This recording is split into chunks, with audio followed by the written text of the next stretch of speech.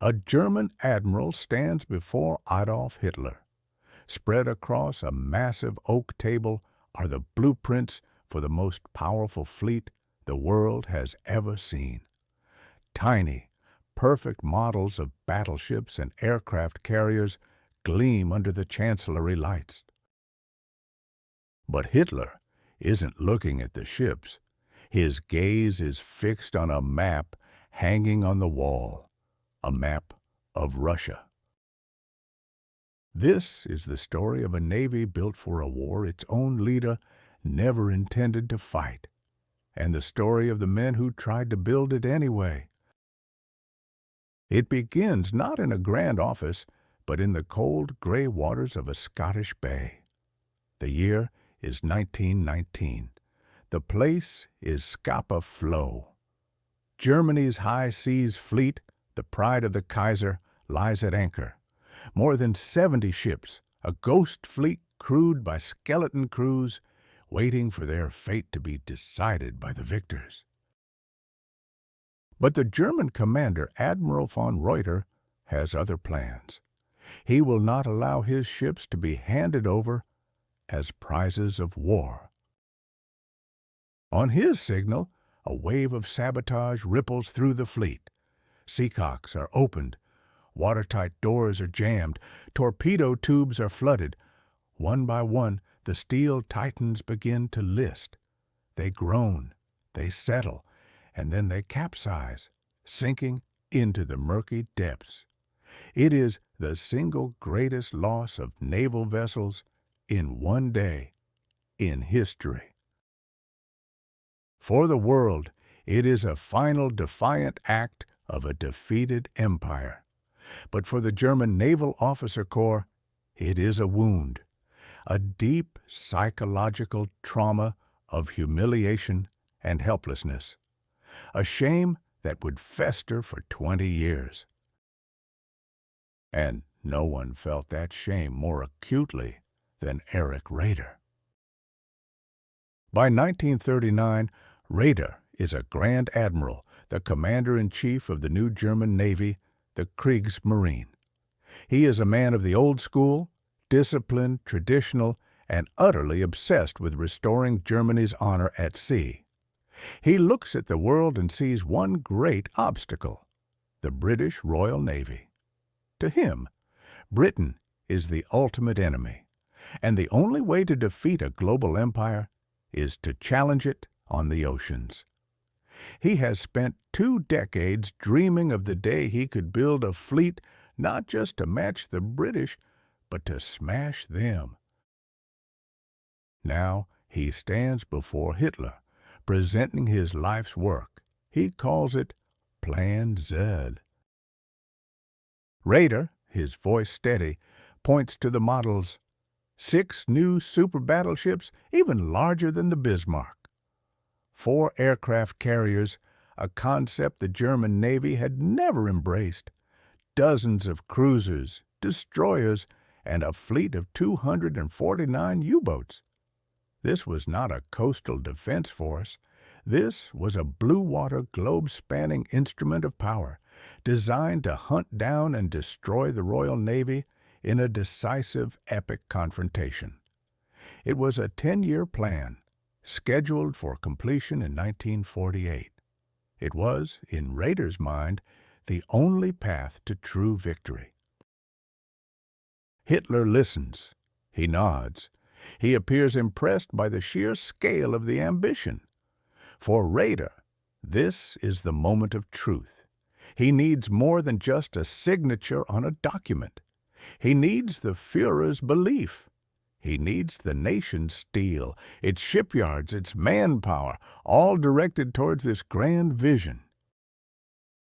To understand what happens next, you have to understand Hitler's relationship with the sea.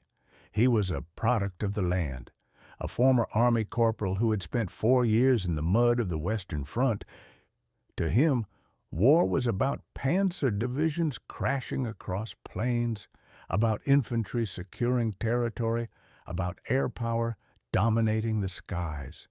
The ocean was an alien environment, a moat, a problem to be managed, not a theater of war to be mastered. His analysis of the First World War was simple. Germany hadn't lost because its navy was too small. It lost because it was starved into submission by a British naval blockade. His solution wasn't to build a bigger navy to break the next blockade. His solution was to conquer so much land in the east, the vast fertile plains of Poland and Ukraine, that Germany would become a self-sufficient fortress continent, a land empire that could never be starved again. He was preparing for a short, violent war on the continent, one that would be over in a year or two. Raeder is pitching a 10-year plan for a naval war against Britain. Hitler is planning a 2-year land war against Poland and France before turning on the Soviet Union. They are in the same room, but they are planning two completely different wars. And yet, on that day, Hitler gives Raeder what he wants. He approves Plan Z. He declares that the Navy has priority. Raeder leaves the Chancellery in a state of triumph. The dream is real. The ghost of Scapa Flow will finally be exorcised. But victory can be an illusion. While Raeder and his staff began drawing up schedules for their new superfleet, other directives were being issued from Hitler's office. Secret memos that painted a very different picture. The vast quantities of steel needed for the new battleships were being diverted to build thousands of tanks for the Army. The shipyard capacity for the aircraft carriers was reallocated to building U-boats, a much cheaper and faster weapon. The truth was devastatingly simple. Hitler's approval was a lie, a political gesture to placate his proud naval chief. He had no intention of waiting until 1948. He had no intention of fighting a long war with Britain. He needed the Navy quiet and content while he prepared for the war he actually wanted to fight. Plan Z wasn't a strategy. It was a fantasy, a fleet of ghost ships that would never be built. Raeder had won the argument, but he had already lost the war for resources. The most powerful navy in the world was sunk by its own leader before a single rivet had been hammered. The great plan was dead on arrival. The ink on the blueprints was barely dry, and they were already irrelevant. So, if Hitler never intended to build this grand fleet, why did he approve the plan? And what, in his mind, did he expect his small, unprepared navy to actually do in the war that was now just months away? In the spring of 1940, the German Navy pulled off a feat many thought impossible. It launched a surprise invasion of Norway, slipping past the most powerful fleet on the planet, the British Royal Navy. The operation was a stunning success. So why did Adolf Hitler, in a fit of rage, call it a disaster? The answer isn't in the icy fjords of Norway. It's in the deep psychological crack splitting the German high command in two. The war had entered a strange, quiet phase. On land, it was the phony war. But at sea, the conflict was raging. Grand Admiral Erich Raeder knew Germany was in a cage. A British naval blockade was slowly tightening its grip, just as it had in the First World War. Raeder was haunted by the memory of a starved Germany surrendering while its army was still in the field. He was determined it would not happen again. Raeder's gaze fell on the map, on the long, jagged coastline of Norway. Through its ports, vital Swedish iron ore flowed to German factories. If Britain cut that route, The German war machine would grind to a halt within months. But Norway offered more than a lifeline. It offered a doorway. Bases there would allow his ships and U-boats to bypass the British Isles and break out into the Atlantic. It was a chance to upend the Royal Navy's dominance. He took the plan to Hitler.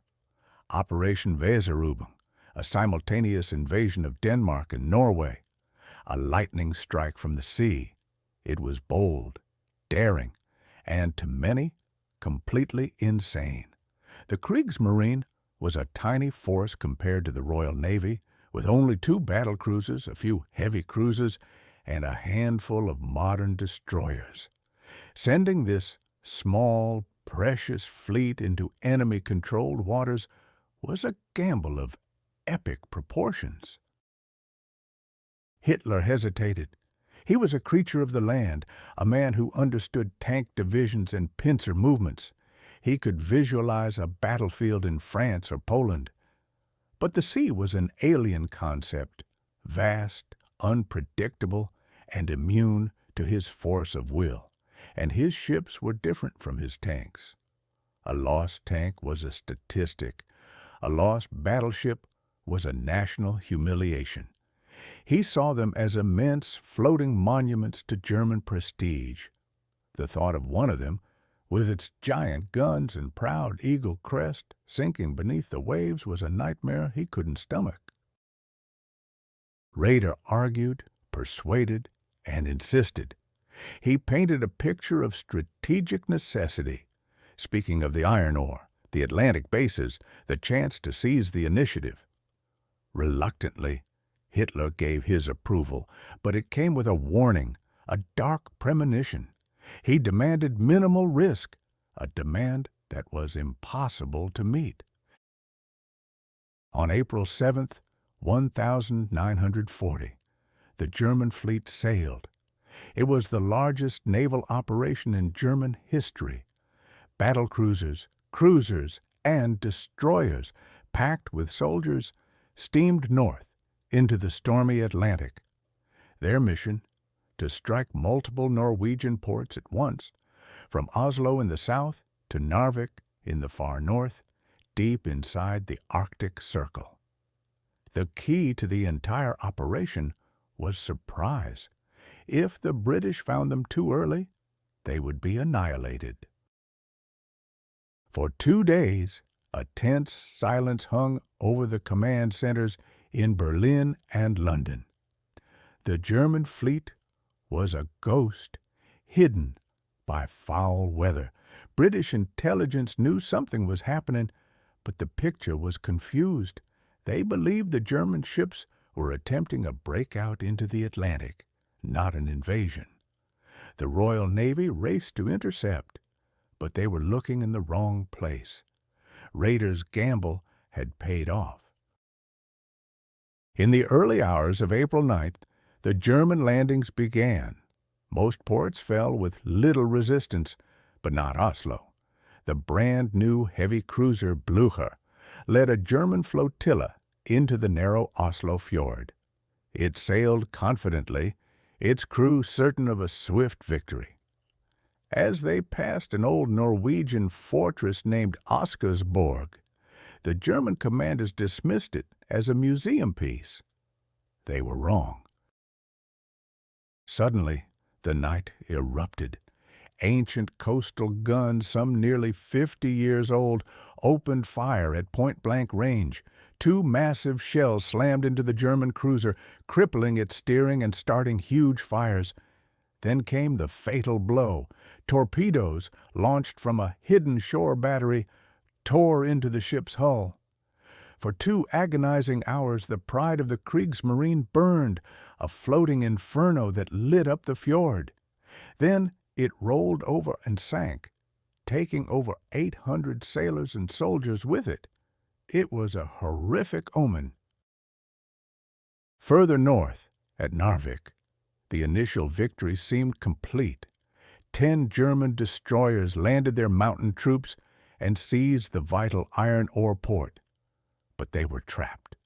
The Royal Navy, finally grasping the situation, descended on the fjord. In 2 brutal battles, the British used their overwhelming force to systematically hunt down and destroy every German ship. One by one, the destroyers were sunk, scuttled, or beached. Back in his headquarters, Hitler received the news. The reports came as a trickle, then a flood. Norway was being secured, the army was ashore. The strategic objective was achieved. But the naval losses were catastrophic. The Blucher, gone. The cruiser, Königsberg, sunk by British dive bombers.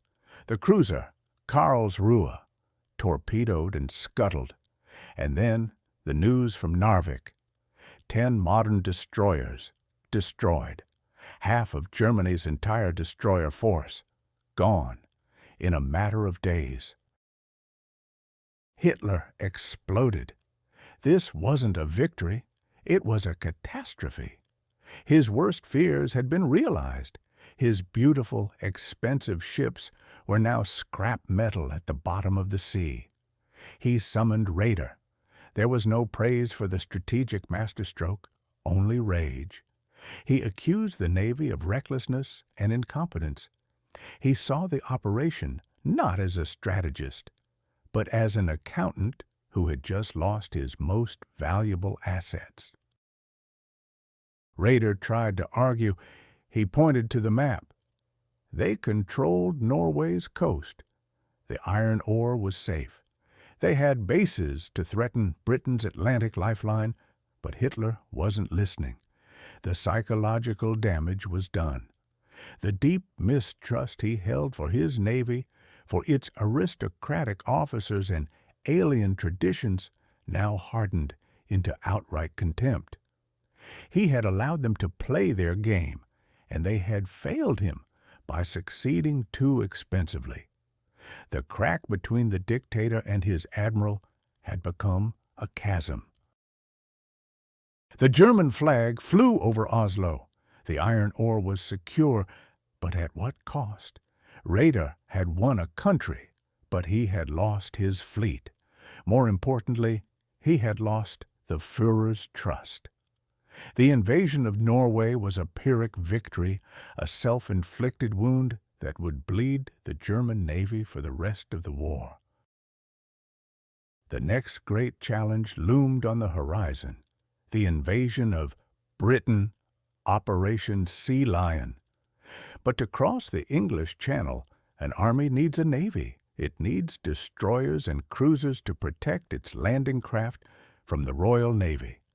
And Germany's navy was now a ghost, haunting the bottom of Norwegian fjords. How could Hitler launch his greatest invasion with a fleet that barely existed? Imagine building the most advanced battleship in the world, a weapon so powerful it could cripple an empire with a single decisive blow. Now, imagine that your own leader, the man who ordered its creation, is terrified of using it. This isn't a paradox. It's the story of a hunt where the hunter was as scared as the prey. The story of the Bismarck.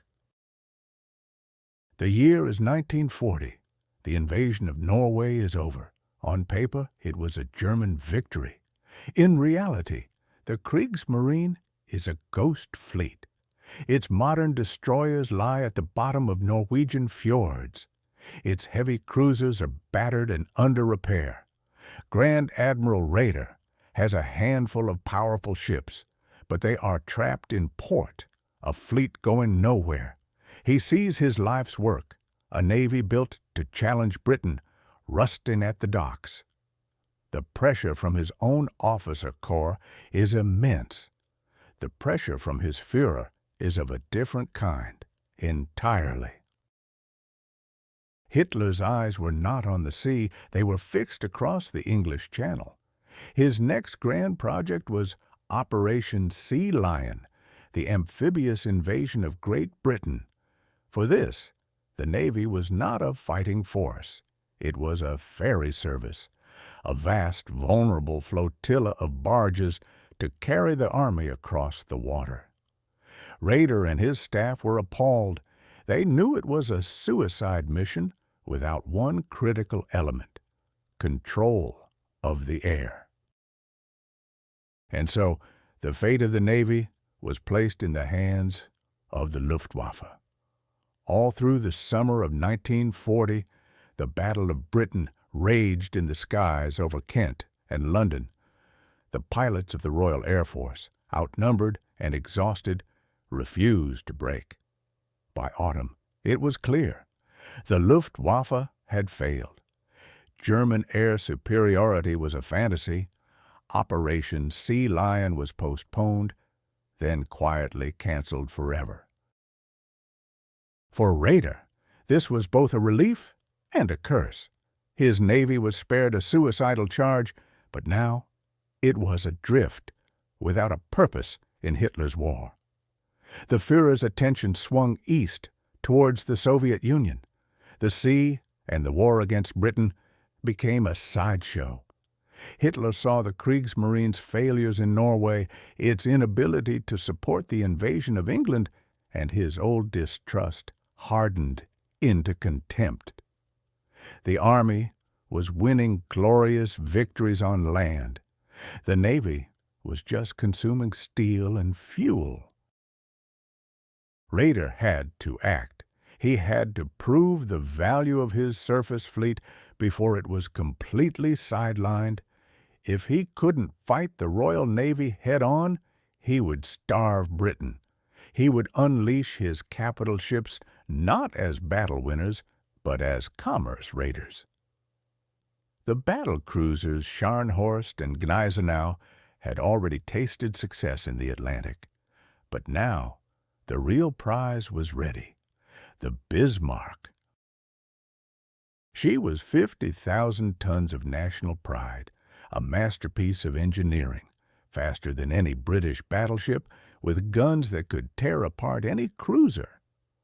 To the naval staff, she was the perfect weapon for raiding the Atlantic convoys, the lifeline that kept Britain in the war. To Adolf Hitler, she was a symbol, a floating monument to German power, and he was terrified of losing her. The meetings at the Wolf's Lair crackled with tension. Raeder would present his plans, his charts showing convoy routes, his calculations of fuel and supplies. He argued that a ship like the Bismarck, operating with the Prince Eugen and other battle cruisers, could create chaos, forcing the British to halt their convoys and pulling the Royal Navy apart in a desperate search. Hitler would listen, his gaze distant. He wasn't seeing a tool of war. He was seeing a propaganda disaster waiting to happen.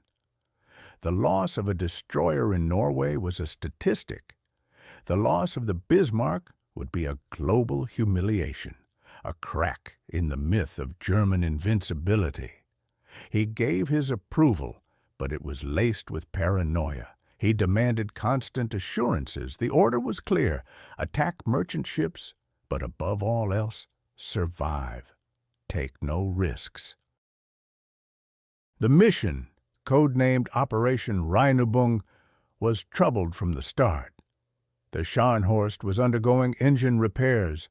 The Gneisenau was badly damaged by a torpedo bomber in Brest. The plan for a powerful squadron was gone.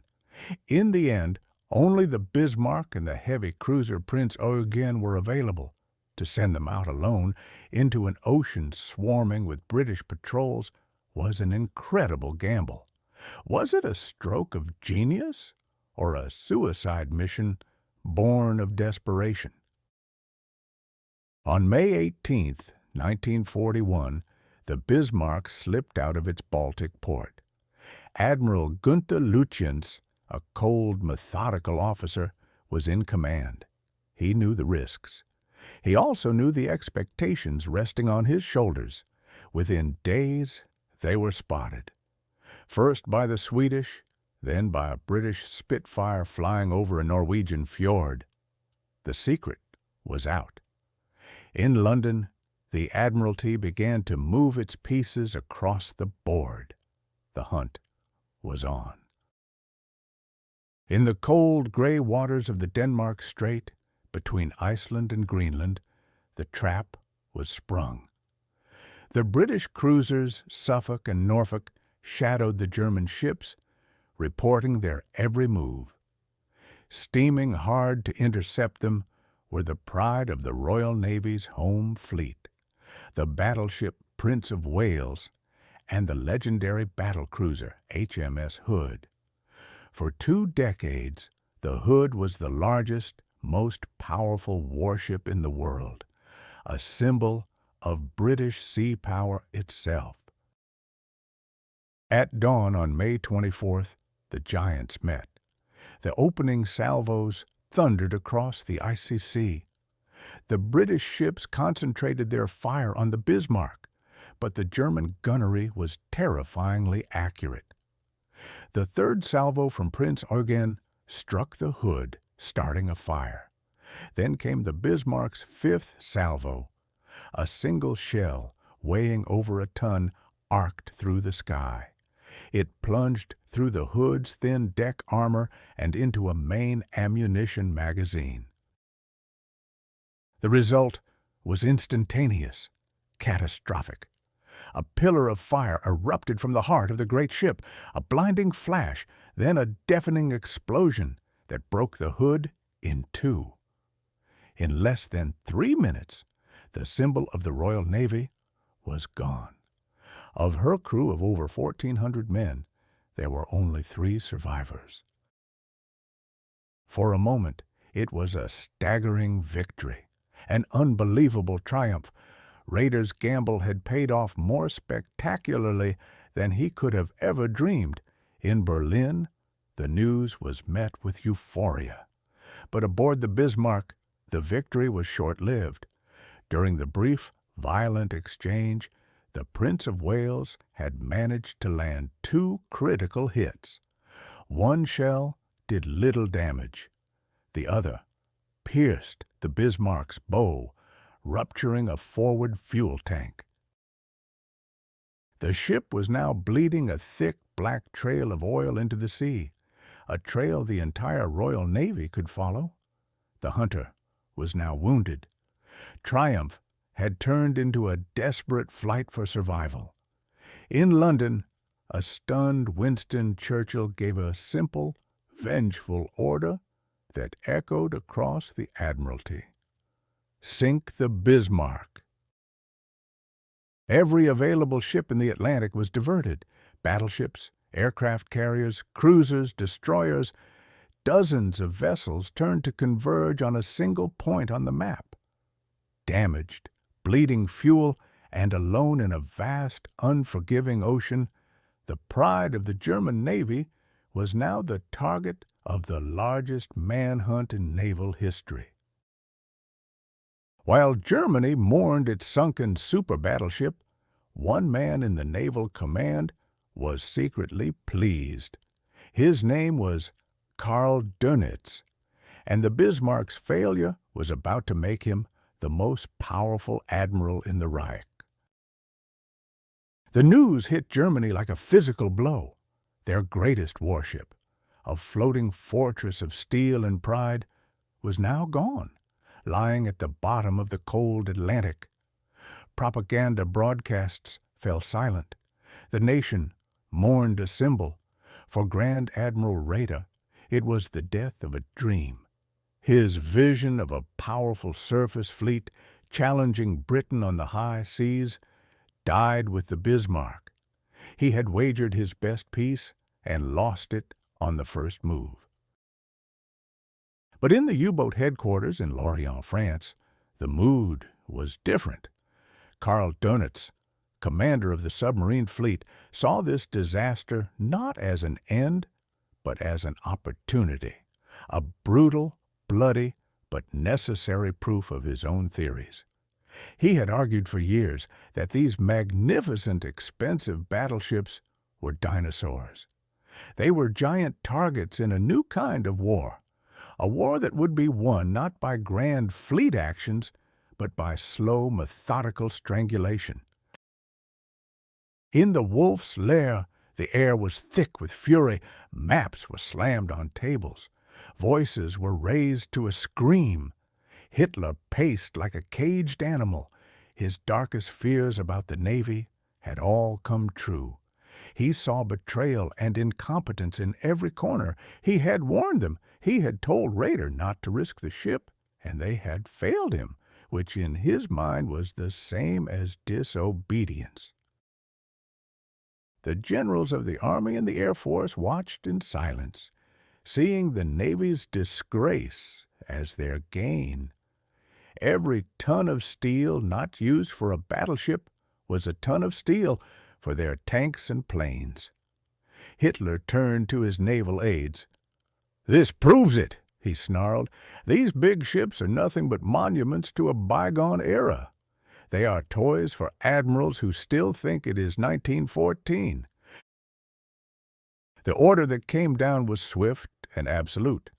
No major German warship was to sail into the Atlantic without his direct, personal permission. The Tirpitz, Bismarck's sister ship, would be confined to the fjords of Norway. The battle cruisers, Scharnhorst and Gneisenau, were to stay in port. Raeder's surface fleet was effectively placed under house arrest. A power vacuum had been created at the heart of the Kriegsmarine, and Karl Dönitz was ready to step into it. Dönitz was a different kind of naval officer, not an aristocrat from the old school of naval tradition, but a technician, a manager of death on an industrial scale. This was a man who thought in spreadsheets, not naval parades. His entire philosophy was built on a single, cold calculation: tonnage. He believed Britain, an island nation, could be starved into submission. The equation was simple: sink more ships than they can build. Cut the lifeline of supplies from America. Do that, and the war is won without a single German soldier setting foot on British soil. His weapon of choice was the U-boat, and his strategy was revolutionary. He called it Rudeltaktik, the wolf pack.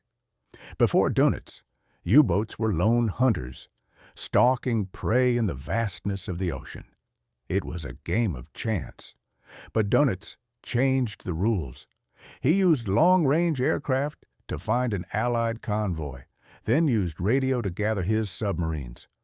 One U-boat would make contact and shadow the convoy, acting as a beacon.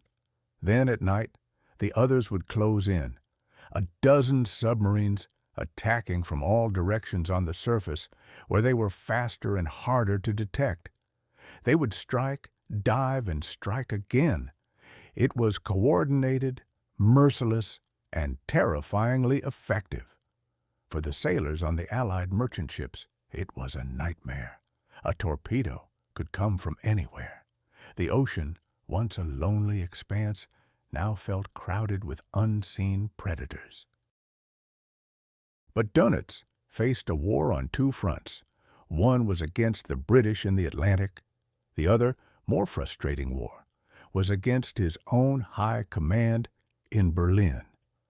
Raeder and the big ship admirals still controlled the Navy's budget. They saw U-boats as a support weapon, an auxiliary force, still dreaming of their battleships breaking out into the Atlantic. When Dönitz requested more steel for new submarines, he was told it was needed to repair a damaged cruiser. When he asked for better torpedoes, the resources were diverted to battleship guns. The sinking of the Bismarck changed everything.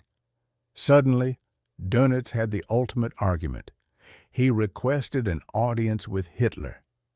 Imagine the scene: the U-boat commander, the specialist, standing before the dictator who had just lost all faith in his navy. Dönitz didn't come with appeals to glory or tradition. He came with charts, with numbers, with cold, hard facts.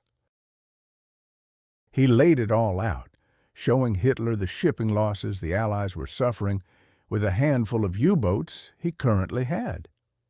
He showed the projections.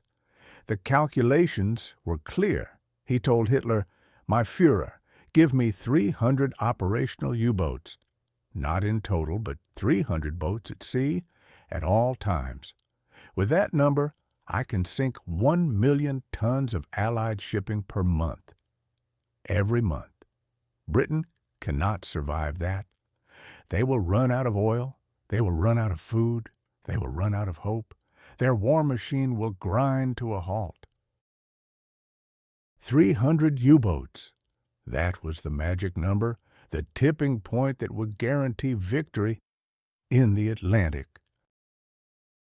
Hitler listened for the first time. A naval strategy made sense to his land-based mind. It wasn't about honor or fleet prestige.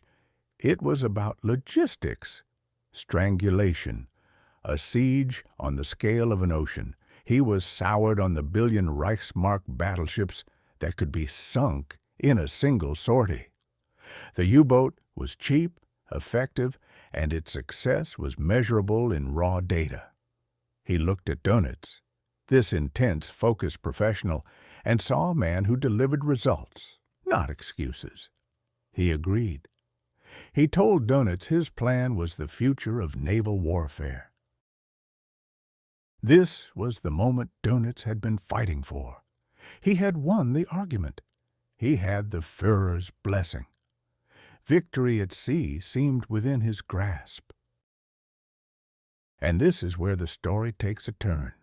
Hitler approved the strategy, but he did not approve the resources. In the same breath that he praised the U-boat, he explained that Germany's priorities had shifted. The vast majority of Germany's steel production, its shipyard capacity, its skilled labor, was being redirected. It was needed for tanks, for artillery, for thousands of aircraft. It was needed for the East. Operation Barbarossa, the invasion of the Soviet Union, was just weeks away. In Hitler's mind, the war would be won on the endless plains of Russia. Britain was a secondary problem to be dealt with later. He gave Dönitz his verbal support, but denied him the tools to do the job. Could 300 U-boats in 1941 have actually won the war for Germany? We will never know for sure. But intelligence available to the Allies after the war suggests it was terrifyingly possible. Britain was on a knife's edge. An intensified U-boat campaign at that critical moment could have been the final push. But it was not to be. Karl Dönitz left the meeting with a hollow victory. He had the perfect plan, a war-winning strategy endorsed by the highest authority in the Reich. But he was being asked to build a sword without any steel. He was now trapped in an impossible position. How do you fight a war against the full might of the British Empire and the industrial powerhouse of America, while simultaneously fighting a bureaucratic war for the basic resources you need to even put to sea? The wolf was ready to hunt, but its own master was starving it in its cage. For 6 months, German U-boat captains called it the happy time. They were sinking ships so fast the Allies couldn't build them. But in Berlin, their commander knew it was a deadly illusion, and the clock was ticking. After the Bismarck disaster, the great surface ships of the Kriegsmarine were ghosts. They haunted Norwegian fjords, a fleet in being that was forbidden to fight. Hitler's paranoia had chained them to the docks. The Atlantic, it seemed, now belonged to the British, but one man saw things differently. From his Spartan office in Berlin, Admiral Karl Dönitz, commander of the U-boat arm, looked at the map not with despair, but with cold, predatory patience. He was a wolf waiting for the flock to wander into his territory.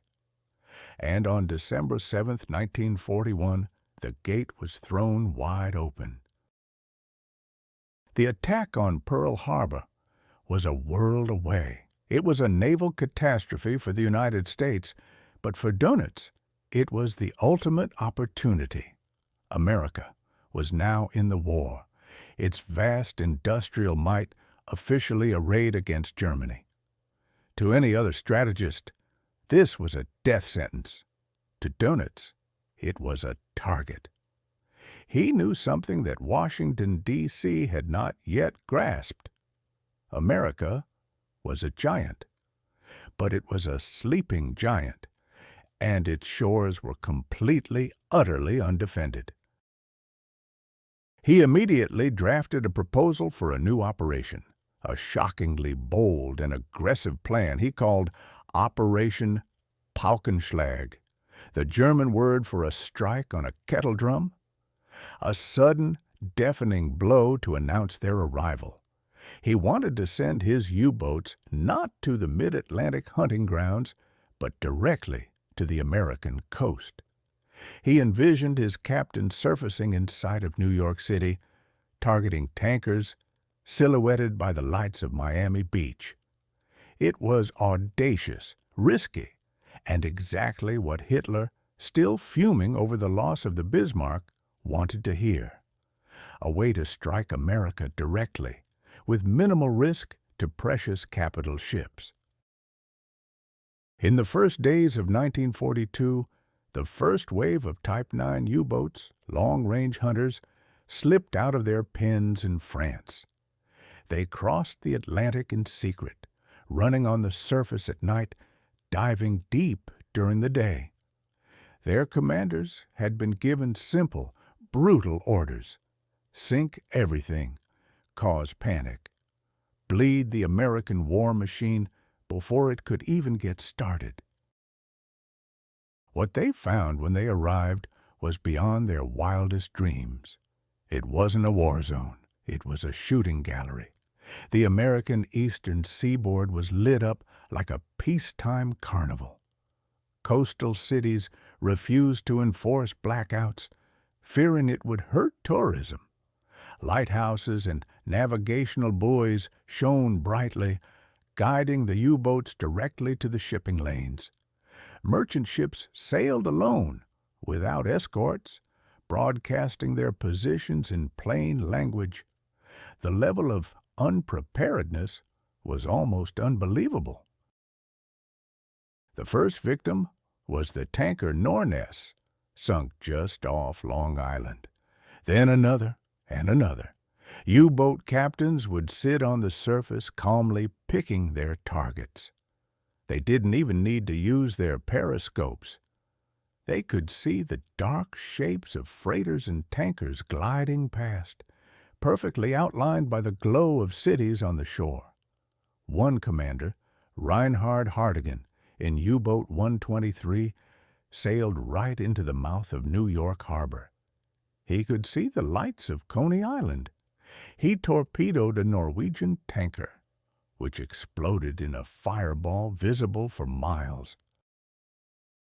Imagine you are a resident of the Outer Banks in North Carolina.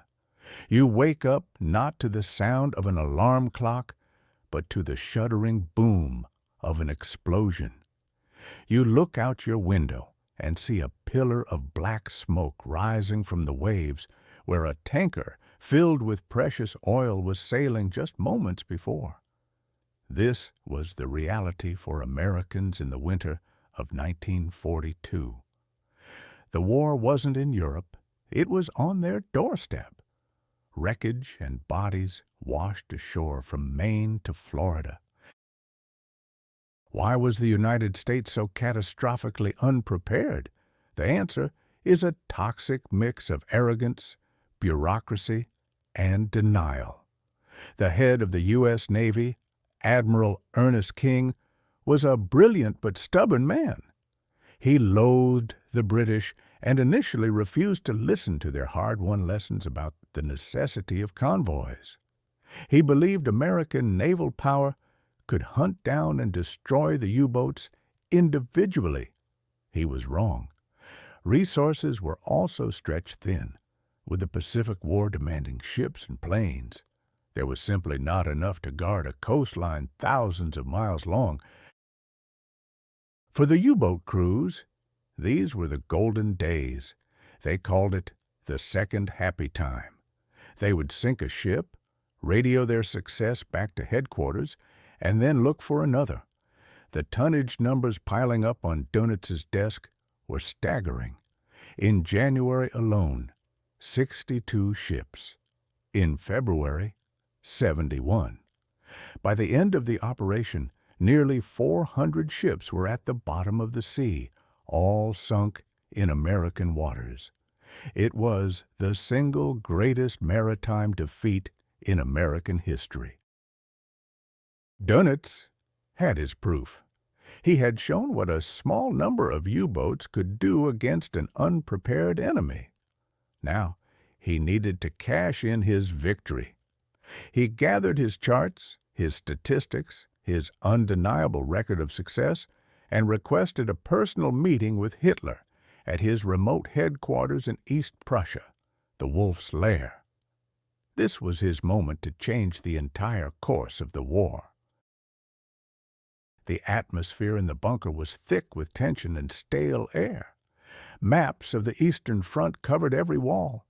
Here, the war was a game of sweeping arrows and grand encirclements, a land war on a continental scale.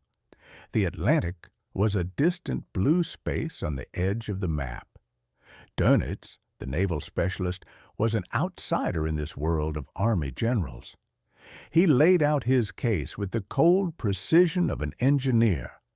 He explained the tonnage war. It wasn't about sinking warships. It was about sinking transports. Every ton of steel, oil, and food sent to the bottom was a ton that could not reach Britain or the Soviet Union. He showed Hitler the numbers, the incredible return on investment from Operation Drumbeat. Then he made his demand. It was simple and powerful. Give him 300 operational U-boats, and he would strangle Britain. He would win the Battle of the Atlantic. He had proven his weapon worked. Now he just needed more of it. He needed steel allocated from the tank factories, skilled workers moved to the shipyards. He needed the entire German war economy to prioritize the U-boat. Hitler listened intently. He looked at the charts, at the long list of sunken ships. He was impressed. He was delighted. The U-boats were succeeding where the Luftwaffe and the surface fleet had failed. They were striking at the enemy's heart. He praised Dönitz effusively, calling him a genius of naval warfare. And in that praise, Dönitz felt a cold dread. Because Hitler saw the success not as a fleeting opportunity, but as the new status quo. He saw the incredible sinking statistics and concluded that Dönitz was already winning with the forces he had. Why divert precious resources from the Eastern Front, his great ideological crusade, when the U-boats were already performing miracles? He approved a minor increase in production, a token gesture. But the massive industrial shift Dönitz demanded?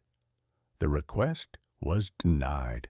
The Army would continue to get its tanks, the Luftwaffe, its planes. The Navy would have to make do. Dönitz left the Wolf's Lair with a hollow victory. He had the Führer's praise, but not his steel. He knew the happy time was ending. The Americans were learning, adapting. Convoys were being organized. Air patrols were becoming more frequent. The window of easy victory was slamming shut. He was winning every battle, sinking ships at a record pace. But he was losing the far more important war of production and logistics, a war fought not in the Atlantic, but in the sterile conference rooms of the Reich. And now an unseen enemy was about to enter the fight, an enemy that didn't use ships or planes, but operated with the cold, relentless power of mathematics. The greatest secret of the Allied war effort was about to be unleashed.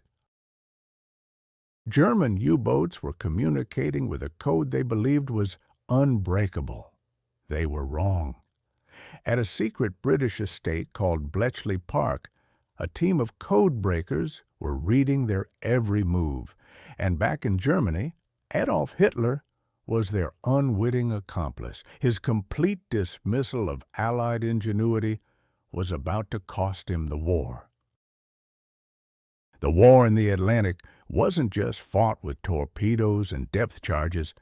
It was a war of whispers, of signals sent across thousands of miles of empty ocean. For Karl Dönitz and his wolf packs, communication was life.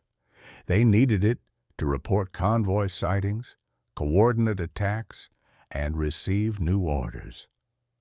To do this, they used a machine that was the pinnacle of German engineering, a marvel of complexity called the Enigma.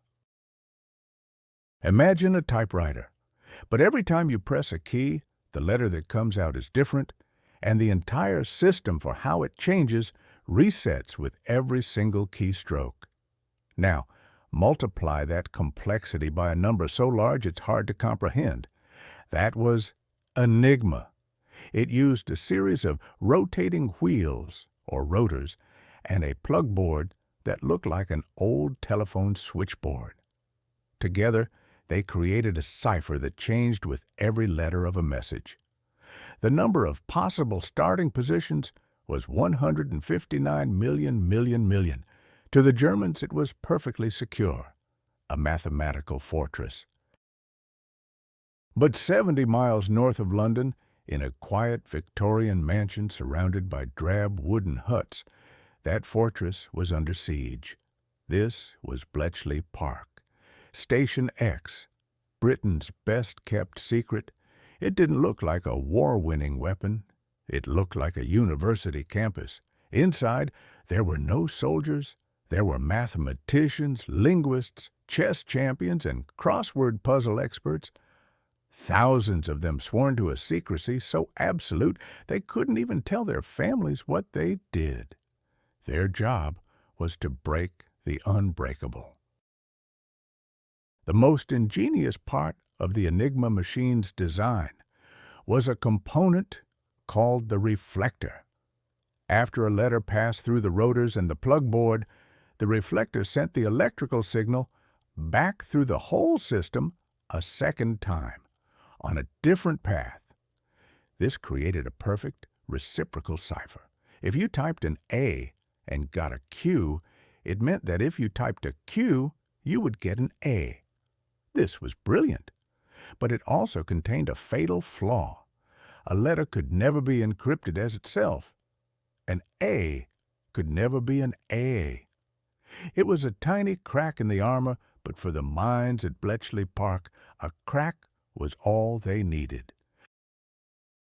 Using this flaw, a combination of captured codebooks, brilliant guesswork, and massive electromechanical computers called bombs, the codebreakers began to pick the lock. The bombs were not thinking machines. They were brute force logic engines clattering away day and night, testing thousands of possible rotor settings. They were searching for the daily key, the one setting that would unlock every U-boat message for 24 hours. And in mid-1941, they found it. Suddenly, the lights went on for the British Admiralty. The war room in London, once a place of guesswork and desperate gambles, was transformed. They could see the wolf packs gathering before they even attacked. A message from U-boat 123 to headquarters would be intercepted. Sighted convoy HX-212. My position grid square delta. Within hours, that message would be decrypted at Bletchley Park and sent to London. The result? Convoy HX-212 would make a sudden, inexplicable turn to the north. When the wolf pack arrived at the planned ambush point, there was nothing but empty ocean. For the U-boat commanders, it was maddening. They would follow their orders to the letter, patrol their assigned sectors, and find nothing. Week after week, the vast Atlantic suddenly felt barren. Dönitz, back at his headquarters, studied the maps. He saw the reports of failure piling up. It was too consistent to be bad luck. The convoys seemed to have a sixth sense. They dodged his submarines as if they knew exactly where they were. He suspected spies. He suspected traitors. He suspected airborne radar. But his deepest fear was for his code. Could Enigma be compromised? The experts in Berlin assured him it was impossible.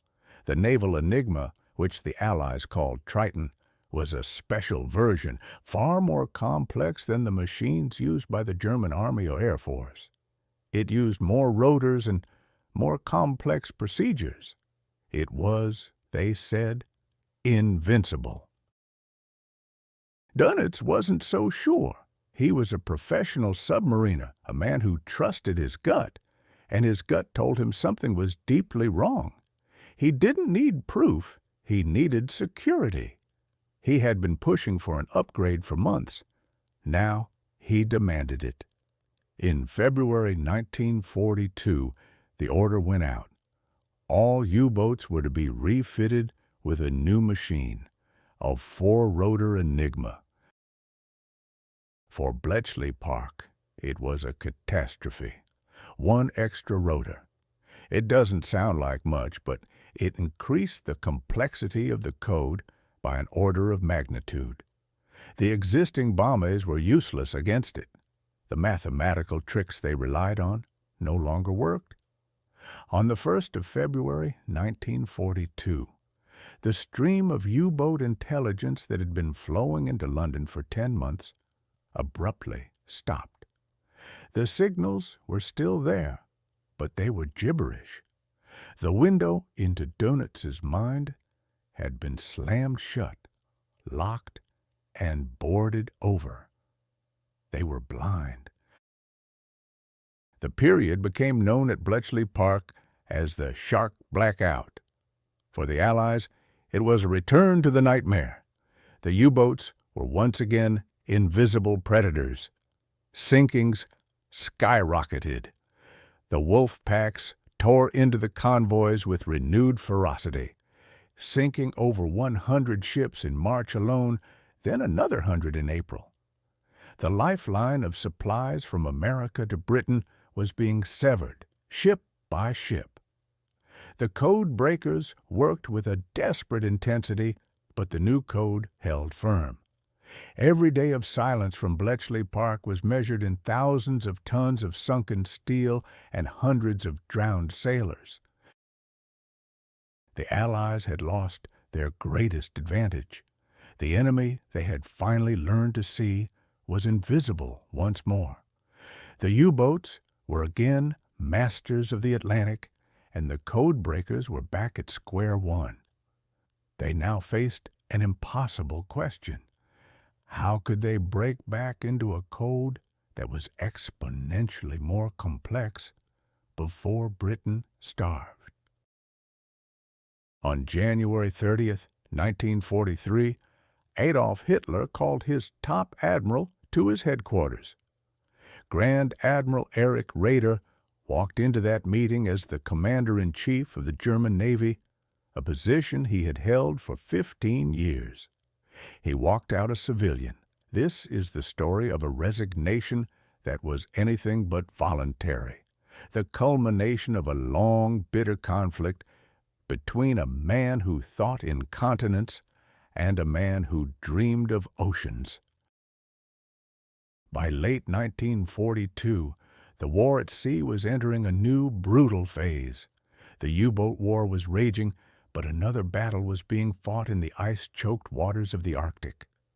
Convoys packed with tanks, planes, and ammunition sailed from Britain to the Soviet Union. They were a vital lifeline for Stalin's armies, and Hitler was obsessed with cutting it. He saw the convoys as a personal insult, a direct challenge to his dominance in Europe. He demanded his navy stop them at any cost. So, on the last day of 1942, a powerful German squadron slipped out of its Norwegian fjord.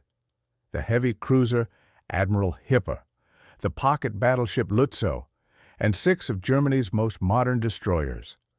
Their target was convoy JW-51B, a collection of 14 merchant ships protected by a small screen of British destroyers. On paper, it was no contest, a slaughter waiting to happen. The German force had overwhelming firepower, the element of surprise, everything they needed for a decisive victory.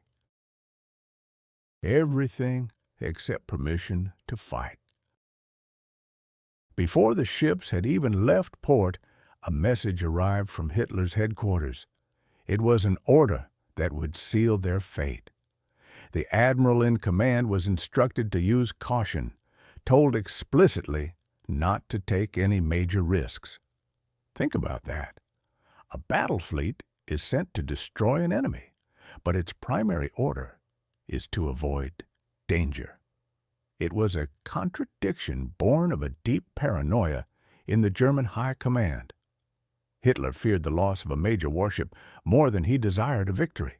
The sinking of the Bismarck had scarred him.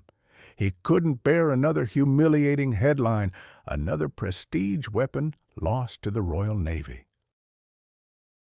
The German commander, Admiral Oskar Kummetz, was trapped. A professional naval officer, trained to seek out and destroy the enemy.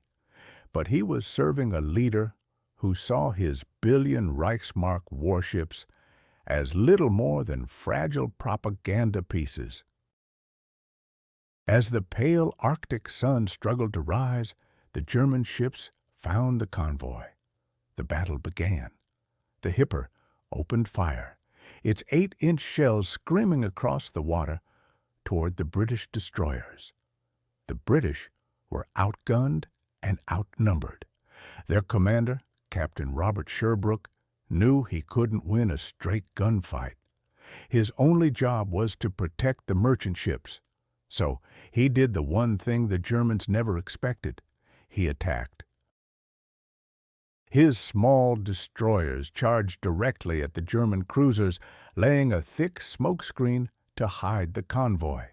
They weaved through the icy water, firing torpedoes, creating the illusion of a much larger force. Admiral Kummetz was paralyzed. He could see victory right in front of him. The merchant ships were fat, slow targets. But he could also see the shadows of torpedoes in the water. He could hear Hitler's voice in his head. Do not take any risks. The battle devolved into a chaotic mess of smoke, snow squalls, and confusion. The German ships, superior in every way, failed to press their advantage. They sank 1 British destroyer and a minesweeper. But the convoy, the entire reason for the operation, slipped away. After hours of indecisive maneuvering, Kummetz, fearing he had lingered too long, ordered his powerful fleet to retreat. It was a staggering failure. A wolf pack sent to kill sheep had been chased away by the sheepdogs. The news of the Battle of the Barents Sea traveled back to the Wolf's Lair in East Prussia. When Hitler was briefed, he didn't just get angry, he erupted. For those present, it was a terrifying spectacle. He flew into one of the most violent rages of the entire war, pacing the room for over an hour, screaming, his voice raw with fury. He condemned the Navy, its officers, its very existence. He yelled that the big ships were useless, a drain on the Reich's resources.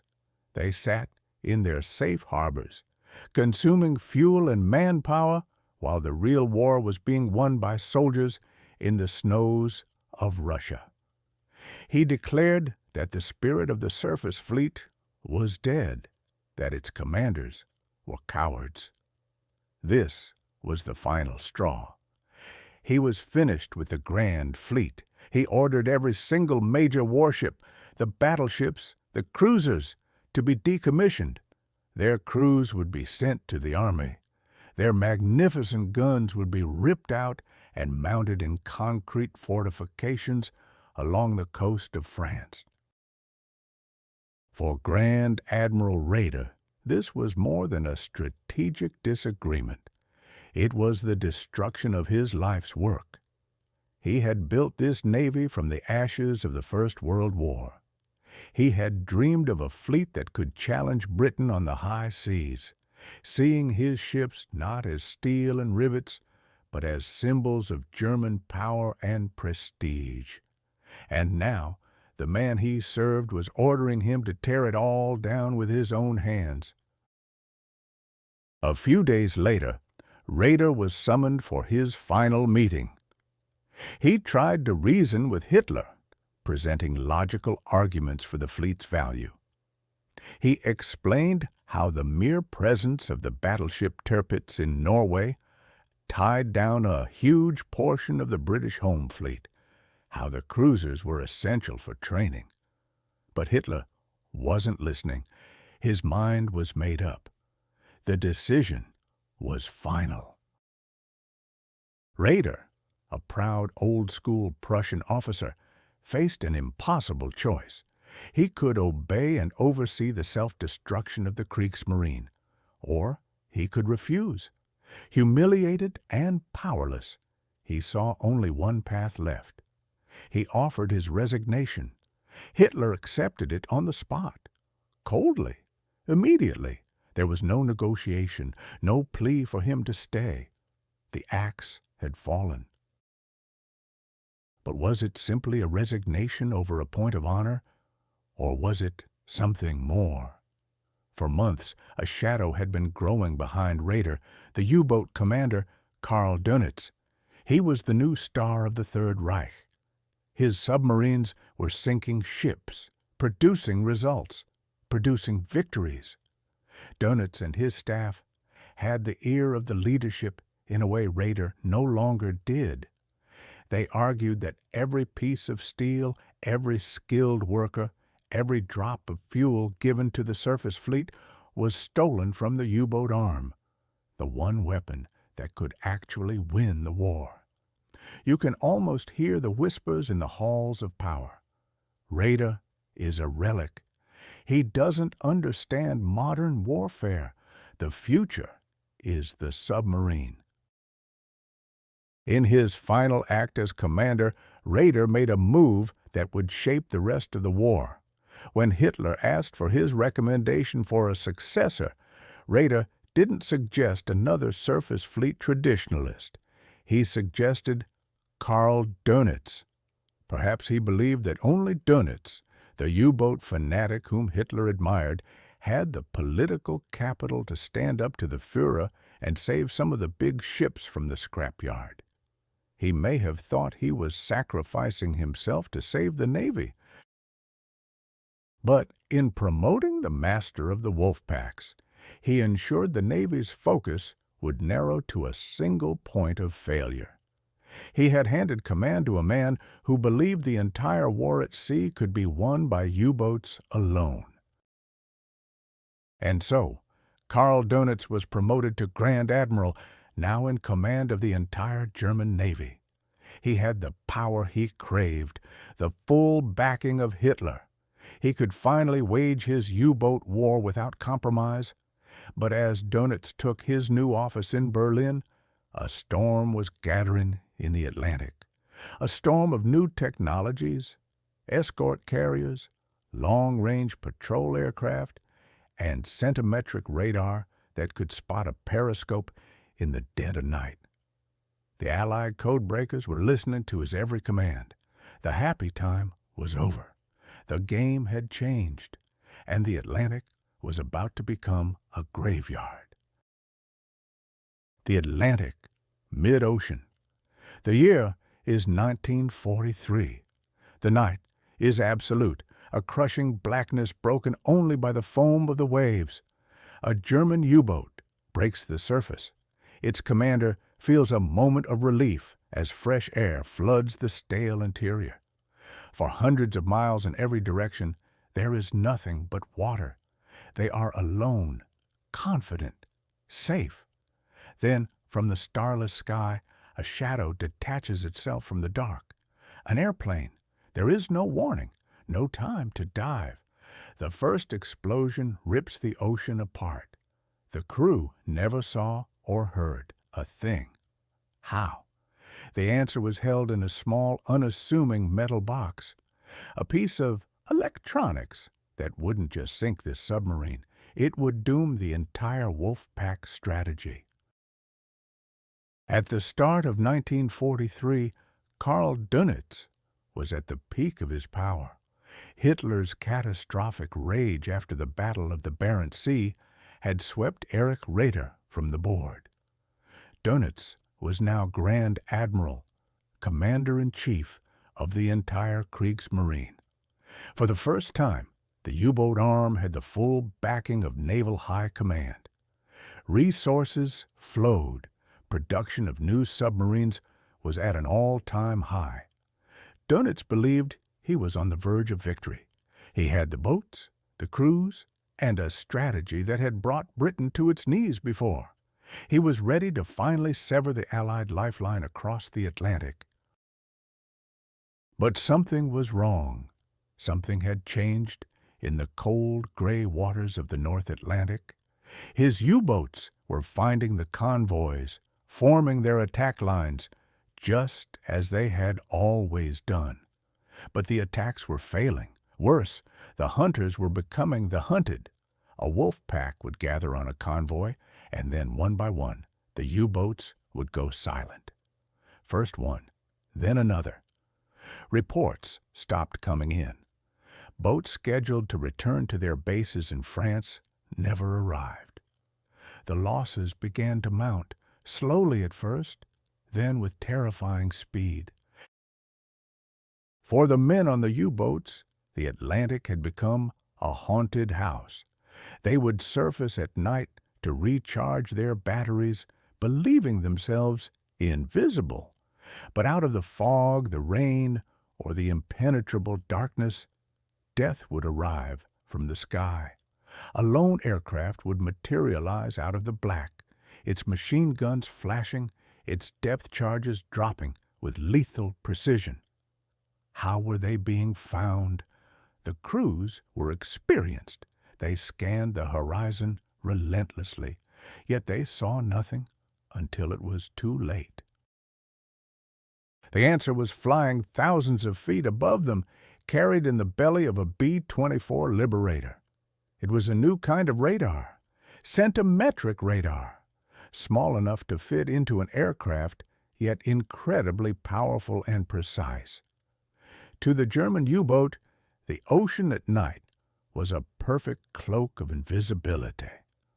To the Allied radar operator, that same U-boat was a tiny, brilliant spark of light on a dark screen. He could see them from miles away. He could track their every move. The German submarine wasn't hiding in the darkness. It was illuminated by a storm of invisible electronic energy. And that wasn't the only ghost hunting them. Every time a U-boat commander used his radio to report a convoy sighting or to coordinate an attack, he was signing his own death warrant. On the escort ships protecting the convoys, British sailors manned a device called the High Frequency Direction Finder. You might know it by its nickname, Huff Duff. It was a deceptively simple idea. When a radio signal is transmitted, it travels in all directions. By using a special antenna, you can tell exactly which direction that signal came from. Now imagine not one, but several ships all listening at once. When a U-boat sends a short message, multiple Huff-Duff sets on multiple ships all get a bearing. Where those lines cross on a map, that is where the U-boat is. The German commander thought he was talking to his Admiral. In reality, he was shouting his exact coordinates to the enemy. The final piece of the Allied puzzle closed the last gap of safety for the U-boats. For years, the middle of the Atlantic had been a dead zone for Allied air power, too far from land for planes to patrol effectively. The Germans called it the Black Pit. It was the one place the wolf packs could operate with relative freedom.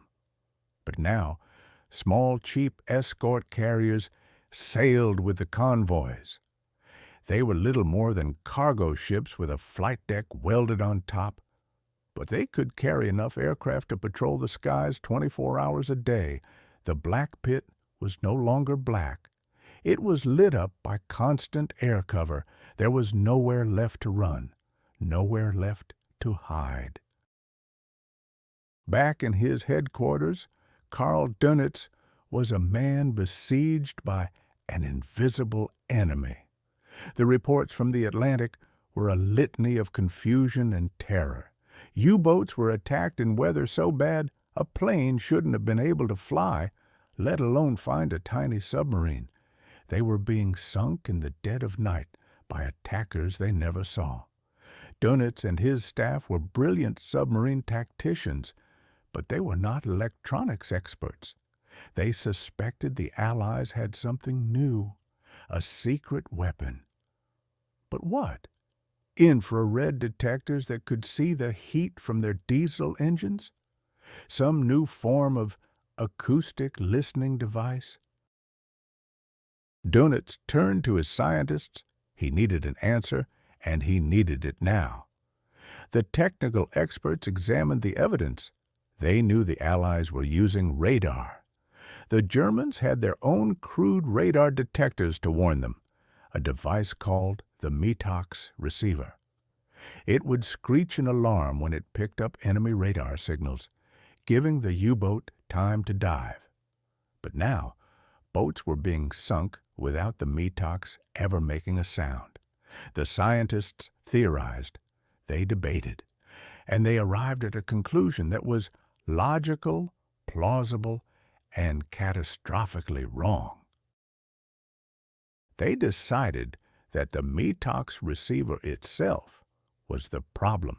They believed its primitive electronics were giving off their own faint radiation, and that Allied planes had developed a sensitive detector that could home in on it.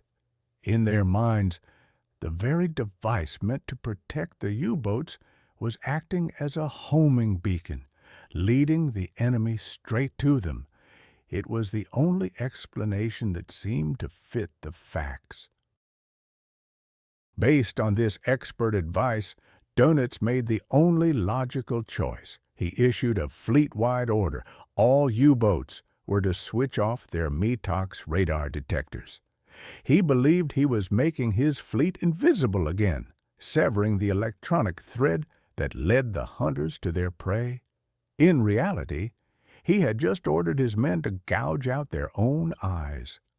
They were now completely blind to the new Allied centimetric radar, a frequency their old Metox sets couldn't have detected anyway. They were sailing into an electronic ambush. Their own commander had just ordered them to discard their only shield, flawed as it was. So, which piece of technology was the true killer of the U-boats?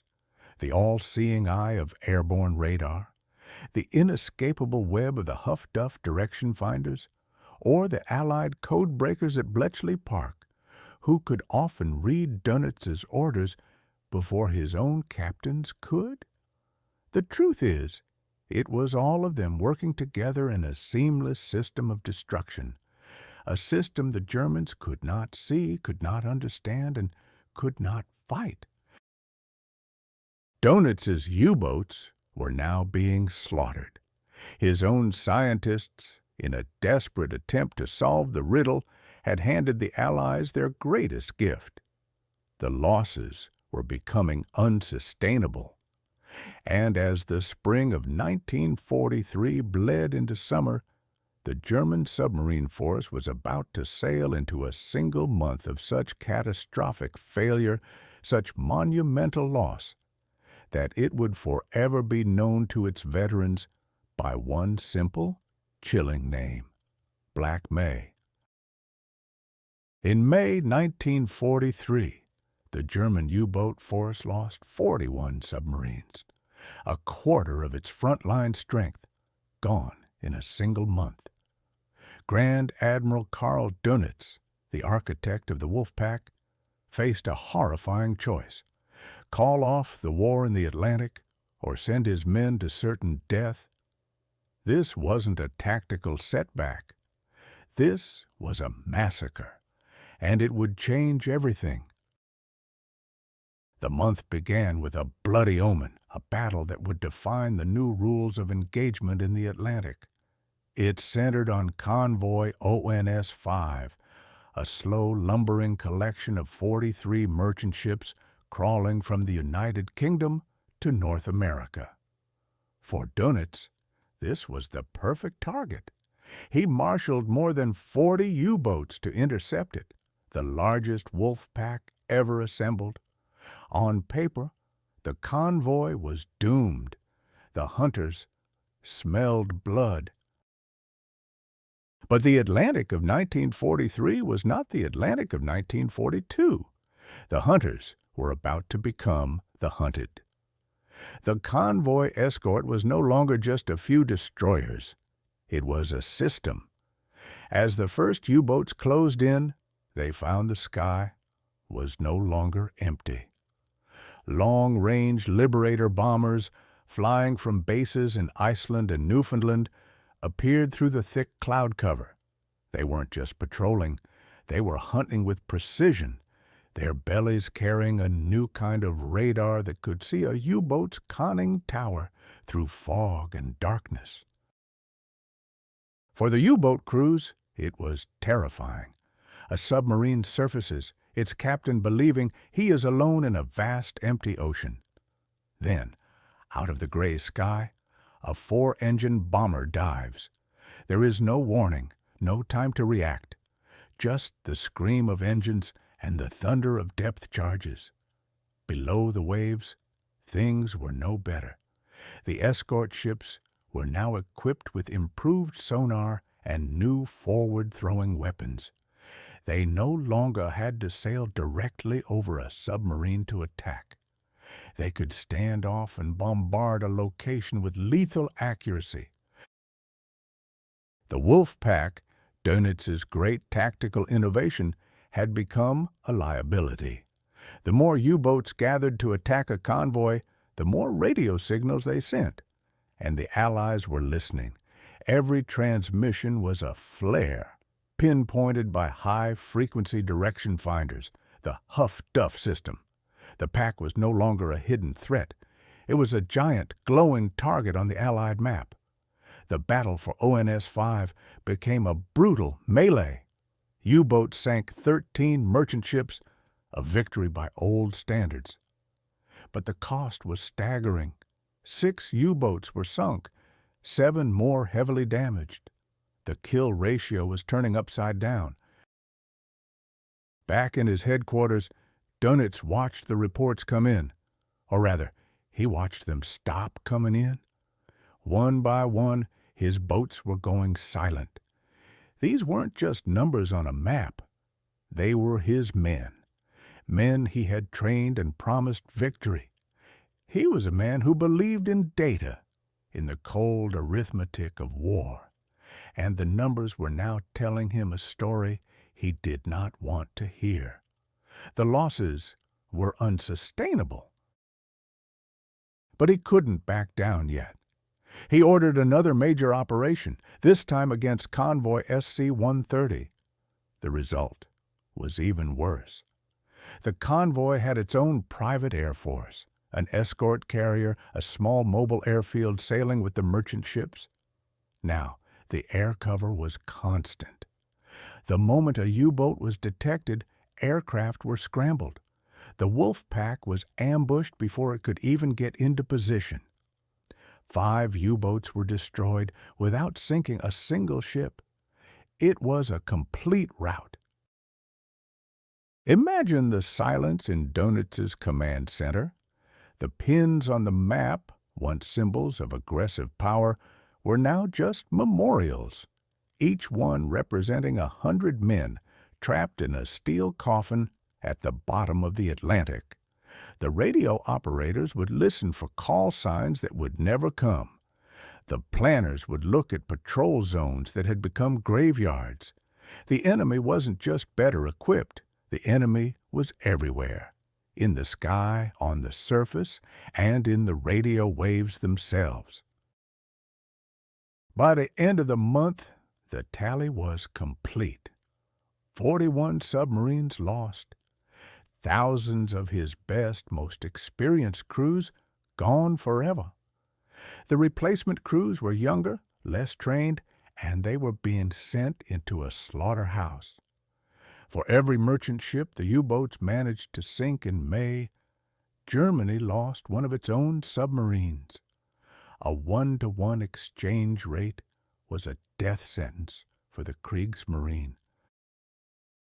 Dönitz, the pragmatist, looked at the evidence. He had thrown his best against the enemy, and his best had been broken. To continue the assault on the North Atlantic convoy routes was no longer warfare. It was suicide. On May 24th, he made the most difficult decision of his career. He sent a coded message to all U-boats operating in the North Atlantic. The message was simple. Cease operations. Withdraw. He had conceded the battle to save his navy, a bitter but necessary retreat. Now, he had to deliver the news to the one man who saw any retreat as a betrayal. He traveled to the Wolf's Lair, the isolated command bunker where Adolf Hitler lived, surrounded by maps of a world he intended to conquer. Dönitz laid out the facts. He spoke of the enemy's overwhelming technological superiority, explaining the new radar, the constant air cover, the broken codes. He presented the loss figures, the cold, hard proof of the catastrophe, and recommended a temporary withdrawal to re-equip his U-boats. Hitler listened, his face a mask of stone. He wasn't hearing a strategic analysis. He was hearing an admission of failure, and failure was something his entire worldview could not process. When Dönitz finished, the rage erupted. Hitler didn't see technology. He saw a lack of courage. He didn't see overwhelming odds. He saw a weak will. He shouted that the Navy had lost its fighting spirit, that the U-boat commanders had grown soft. He dismissed the technical explanations as excuses for cowardice. In that room, 2 different wars were being discussed. Dönitz was fighting a real war of physics and engineering, of signals and explosives. Hitler was fighting a fantasy war of willpower and destiny. For him, the loss of a battleship was a blow to prestige, but the failure of the U-boat was a deeper wound. It was the failure of a weapon he'd been told would starve Britain into submission. It was the one area where Germany was supposed to be winning. Dönitz left the meeting with a chilling realization. His Führer did not understand the war he was fighting, and he did not trust the man he had put in charge of it. The trust, so carefully built during the happy times, had evaporated in the smoke of Hitler's fury. Dönitz had made the only logical choice available to him, but in Hitler's eyes, He had failed the ultimate test. He had blinked. The Battle of the Atlantic was lost. The U-boat, Germany's last real hope for bringing the Western Allies to their knees, had been defeated. But how does a dictator who cannot accept defeat react to such a catastrophic failure? He doesn't look for new strategies. He looks for new scapegoats. And he demands impossible solutions from a weapon that is already broken. The U-boats were losing the war, so Hitler's high command came up with a new plan. It was brilliant, innovative, and completely insane. They decided to fight airplanes with submarines. The month of May 1943 was over. Grand Admiral Karl Dönitz sat in his headquarters, staring at maps that bled red ink. 41 U-boats lost in a single month. 41 crews, nearly 2,000 men. A catastrophe. He had called his wolves back from the North Atlantic, conceding defeat in the war's most critical battlefield. But retreating was not victory, and his Führer did not tolerate failure for long. The problem was simple and devastating. The enemy was in the air. Long-range bombers, equipped with powerful new radar, patrolled the skies. They could see a submarine on the surface from miles away, day or night, in any weather. The U-boat's greatest strength had always been its ability to disappear. Now, it was like a man in a white suit running through a field of black mud. There was nowhere left to hide. Every time a U-boat surfaced to charge its batteries or get fresh air, a clock started ticking. Sooner or later, a shadow would fall across the water, followed by the scream of diving engines and the explosion of depth charges. Dönitz and his staff were desperate. They needed a new weapon, a new tactic, anything to turn the tide. They couldn't make their submarines invisible again. The Allied technology was too good. So an idea began to form, born of pure desperation. If you can't hide from the hunter, what if you become the hunter? The logic was twisted, but it had a certain appeal. For years, Allied pilots had operated under one assumption. When they spotted a U-boat, it would dive. It would always try to escape into the depths. Their attack runs, their tactics, their training, it was all based on this single fact. So, the German Naval Command asked a dangerous question. What if the U-boat didn't dive? What if instead it stayed on the surface and fought back? This led to the birth of the U-Flak. The concept was radical. Take a standard Type 7C U-boat and transform it into a floating anti-aircraft platform. The forward torpedo tubes were often stripped out to save weight and make space. The deck was heavily modified. The standard deck gun was removed and replaced with something far more menacing. 2 twin 20mm cannons, along with a powerful rapid-firing 37mm gun. On some boats, they even mounted an experimental quad-barreled 20mm cannon. This was an immense amount of firepower for a submarine. These boats were no longer stealthy assassins. They were porcupines, bristling with weapons, designed to sail openly and invite a fight. Was this the most desperate military idea of the Second World War? It's certainly a contender. You take a vessel designed for stealth and submersion, and you order it to stay on the surface. You take a crew trained to hide, and you tell them to become bait. The plan was to send these U-Flaks across the Bay of Biscay, a treacherous stretch of water that all U-boats had to cross to reach the Atlantic. The bay was swarming with Allied patrol bombers. The U-Flaks would act as heavily armed escorts for the regular U-boats, daring the planes to attack them. In June of 1943, the first of these strange hybrids, U-441, put to sea. Its crew was on edge. Their mission felt like a suicide run. They sailed on the surface, waiting. Soon enough, a British Sunderland flying boat appeared on the horizon. The pilot saw the submarine and began his attack run, just as he had done dozens of times before. But this time, the submarine didn't frantically crash dive. It turned towards him. The water around the conning tower erupted in a storm of tracer fire. The pilot, caught completely by surprise, broke off his attack. He was stunned. The plan, it seemed, was working. The U-Flak had drawn blood and survived. A wave of cautious optimism spread through U-boat command. Maybe this was the answer. More U-Flaks were converted and sent out. The initial encounters followed a similar pattern. A lone plane would spot the sub, move in to attack, and be met with a furious wall of anti-aircraft fire. Some planes were damaged. A few were even shot down.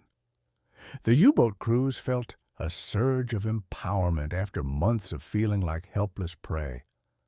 For a brief moment, it looked like the hunters had become the hunted. But the Allies were not stupid.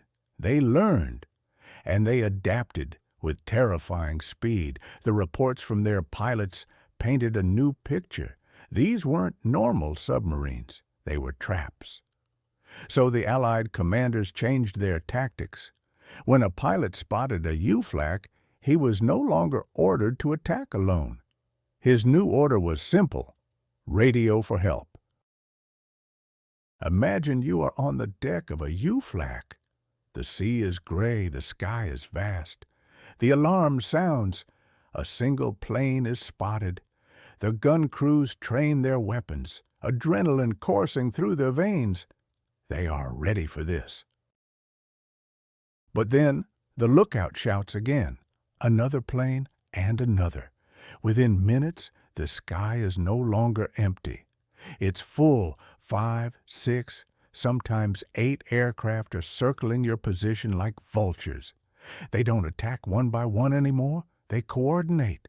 They swarm. One plane comes in low from the port side, drawing your fire. As your gunners are distracted, another 2 attack from starboard, strafing the deck with cannon fire. Men scream and fall. The conning tower is riddled with holes. A bomber dives from directly overhead, the sun at its back, releasing a stick of depth charges. The explosions bracket the submarine, lifting it violently out of the water. The hull plates groan and buckle. The lights flicker and die. You are a slow, fragile target, trapped on the surface, with nowhere to run. The fight is over in minutes. The U-Flak and its entire crew slips beneath the waves. The experiment lasted less than 6 months. The U-Flak boats suffered casualty rates even higher than the conventional U-boats they were supposed to protect. The concept of a submarine fighting an airplane was a fantasy. It was a battle between a shark and a hawk, fought in the hawk's domain. There could only be one winner. Dönitz was forced to order the remaining U-Flaks to be converted back to their original configuration. The grand idea had failed. It was another dead end, paved with the lives of his men. The technological gimmicks have failed. The strategic retreat has failed. With the Allies now preparing to invade France, what is the final suicidal mission Hitler will demand of his shattered navy? June 6, 1944. D-Day. Off the coast of Normandy, the largest amphibious invasion force in human history is gathering. 5,000 ships, an armada so vast it darkens the horizon. Against this steel tide, The German Navy, the once proud Kriegsmarine, can muster only a handful of submarines. Their orders, coming directly from the highest level, are simple. Attack at all costs. Attack, even if you do not come back. In his headquarters, Grand Admiral Karl Dönitz looks at the maps. He sees a reality his Führer refuses to acknowledge. The English Channel is not an ocean, it is a ditch, a shallow, narrow death trap, choked with Allied mines and swarmed by hundreds of destroyers, corvettes, and patrol boats. Above, the sky is black with enemy aircraft, circling day and night. To send a U-boat into that cauldron is not a military operation. It is a death sentence. But the order has come from Adolf Hitler himself. The U-boat arm, the last vestige of German naval power, must throw itself against the invasion. No excuses, no hesitation. Dönitz, the architect of the wolf packs that nearly brought Britain to its knees, is now being told to sacrifice his last veteran crews for a gesture, a futile, desperate gesture he has no choice but to obey. The telex machines clatter, sending the command to U-boat bases in occupied France. 36 submarines are ordered to sail into the meat grinder. For the men receiving these orders, the mission feels like an execution. They have all heard the stories of Black May. They have lost friends, brothers, entire crews to the Allied hunters. They know the odds. But they have one last, desperate piece of technology on their side. A new invention called the snorkel. It's a long, retractable air mast, a breathing tube that allows the U-boat to run its powerful diesel engines while remaining just below the surface. Before the snorkel, a submarine had to surface to recharge its batteries, making it a sitting duck for any plane with radar. The snorkel promised to change that. It promised invisibility. It promised a fighting chance. Imagine you are the commander of one of these boats. You gather your crew, you tell them the mission, and you see the look in their eyes, a mix of grim determination and cold fear. You guide your steel coffin out of the concrete pen at Brest. The journey to the Channel is a nightmare. The water is alive with enemy sonar. The constant pinging echoes through the hull, a clock ticking down to your own demise. You stay submerged, running on the snorkel. The air inside the submarine becomes foul, thick with diesel fumes. Men get headaches. Their eyes water, but it is better than the alternative. Days pass in a nerve-shredding crawl through hunted waters. Finally, you reach the edge of the invasion area. Through the periscope, the sight is biblical. A forest of masts and funnels stretching as far as the eye can see. Troop ships, supply vessels, warships. The sheer scale is paralyzing. Your orders are to attack the largest transports, to cause chaos, to disrupt the flow of men and material to the beaches. You pick your target, a large, fat freighter. You calculate the range, the speed, the angle. The commands are given in low, steady voices. Fire 1. Fire 2. The submarine shudders as the torpedoes leave the tubes. Then you wait. An eternity packed into 60 seconds. An explosion. A column of water and smoke erupts from the side of the freighter, a direct hit. A cheer goes up inside the U-boat, a release of unbearable tension. You have done it. You have struck a blow against the beast. Through the periscope, you watch the ship begin to list, its crew scrambling for lifeboats. It is a small victory, a pinprick. But in this inferno, a pinprick feels like a thunderbolt. But the beast has been provoked. The moment your torpedoes hit, the entire defensive screen comes alive. Destroyers turn towards your position, their bows cutting white wakes in the gray water. The sonar pings become faster, more insistent. They have a lock. The first depth charges fall. The explosions are monstrous, like a giant hitting the hull with a sledgehammer. The lights flicker and die. Glass shatters. Men are thrown from their stations. The submarine is tossed about like a toy. More explosions closer this time. The hull groans under the pressure. Rivets pop. Water begins to spray into the control room. The hunt is on. There is nowhere to run, nowhere to hide. This scene is repeated across the channel. A handful of U-boats, using their snorkels with immense skill and courage, manage to get through. They sink 2 destroyers, 4 freighters, and a few smaller landing craft. A tactical success, born from desperation. But the strategic picture is a bloodbath. The Allied anti-submarine forces are too numerous, too experienced, too well-equipped. They hunt with brutal efficiency.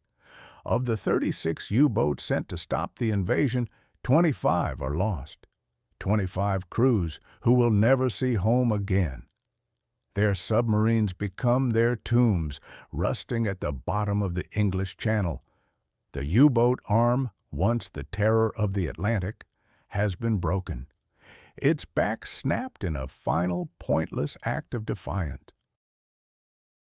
Could the Kriegsmarine have ever seriously threatened the D-Day landings? The answer is a simple, resounding no. The war at sea had been lost a year earlier, in May of 1943. This was merely the epilogue. Hitler, in his bunker far from the sea, had demanded a sacrifice, and Dönitz, the loyal admiral, delivered his men to the altar. It was the Führer's final, most profound insult to the Navy he never understood and never trusted. He had used its last breath not for a strategic purpose, but for a headline. The war is lost. The Navy is a ghost of itself. In his bunker, deep beneath the rubble of a dying Berlin, Adolf Hitler prepares his last will and testament. The Soviet shells are getting closer. The Reich he built is collapsing into dust and ash. He looks around at the faces of his followers. The army has betrayed him. The Air Force has failed him. He must choose a successor, someone to inherit the ruins. Who will he choose to lead Germany after he is gone? April 1945. Berlin was a city of ghosts and fire. The Red Army was in the streets, fighting block by block through the ruins of a 12-year empire. Deep beneath the rubble, in the damp concrete tomb of the Führer bunker, Adolf Hitler was preparing for his final act. His world had shrunk to a few rooms, a map table, and the constant echo of artillery. Above him, his capital was being erased. Around him, his most trusted followers were abandoning the sinking ship. Far to the north, in the relative quiet of Plön, Grand Admiral Karl Dönitz was trying to manage the remnants of the Kriegsmarine. His U-boats were ghosts now, hunted things with no safe harbor. His grand naval war was over, a catastrophic failure. Then, on the 30th of April, a coded message clattered out of a telegraph machine. It was from Martin Bormann, Hitler's private secretary, sent from the bunker just hours before Hitler's death. The message was short. It was unbelievable. It named Karl Dönitz as the new head of state, the new Führer of Germany. Imagine receiving that message. The war is lost. The country is destroyed. The man who led you into the abyss is dead, and he has just handed you the keys to a pile of rubble. Why? Why would Hitler, a man who profoundly distrusted his navy, choose an admiral he blamed for losing the war to be his successor? To understand the choice, you have to go back into the bunker. In those final days, Hitler was a man consumed by betrayal. The air was thick with paranoia. He raved that he had been abandoned by everyone. First, it was Hermann Göring, the head of the Luftwaffe. Göring, seeing the end was near, sent a telegram suggesting he take over leadership of the Reich. To Hitler, this was high treason. He ordered Göring stripped of all titles and arrested. Then came Heinrich Himmler, the loyal Heinrich, the head of the SS, the architect of the Holocaust. Hitler learned that Himmler had been secretly trying to negotiate a separate peace with the Western Allies through Sweden. The news broke him. If Himmler, the very symbol of Nazi fanaticism, could betray him, then no one could be trusted. The party he had built was crumbling from the inside. His chosen heirs were vultures, circling his still warm body. So who was left? The army generals? He despised them. He believed they had been trying to undermine him for years, culminating in the bomb plot of 1944. The party officials? Traitors and sycophants. He needed someone else, someone he believed was loyal to the bitter end, and his gaze fell upon the one man who seemed to have remained a fanatic professional, Karl Dönitz. From Hitler's warped perspective, the choice made a strange kind of sense. Dönitz was not part of the old Prussian military aristocracy that Hitler hated. He was a dedicated Nazi, at least in his public speeches. He had pushed his men relentlessly, demanding sacrifice long after the war was unwinnable. In Hitler's mind, this wasn't failure, it was loyalty. It was the fighting spirit he believed his other commanders lacked. He didn't see the man who lost the Battle of the Atlantic. He saw the one commander who fought it with the ferocity he demanded. But there is another, much darker and more cynical interpretation. Hitler knew the end was not just defeat, but unconditional surrender. Someone would have to sign the document that officially ended the Third Reich. Someone would have to bear that final historic humiliation. By appointing Dönitz, a military man, he could ensure that the German armed forces, not the Nazi Party, would be seen as the ones who capitulated. It was a final poisonous echo of the stab-in-the-back myth from World War I. In Hitler's final act, the military would take the blame for this new defeat. The supposed purity of the Nazi ideal would be preserved for any future followers, while the armed forces bore the humiliation of surrender. When the news reached Dönitz, there was no celebration. There was no sense of honor. There was only shock and the cold, heavy weight of a death sentence. His staff saw him age in a matter of minutes. He was an admiral without a fleet, a leader without a country. He was being handed a poisoned chalice. He knew exactly what this appointment meant. His only remaining duty was to officiate the funeral of the nation.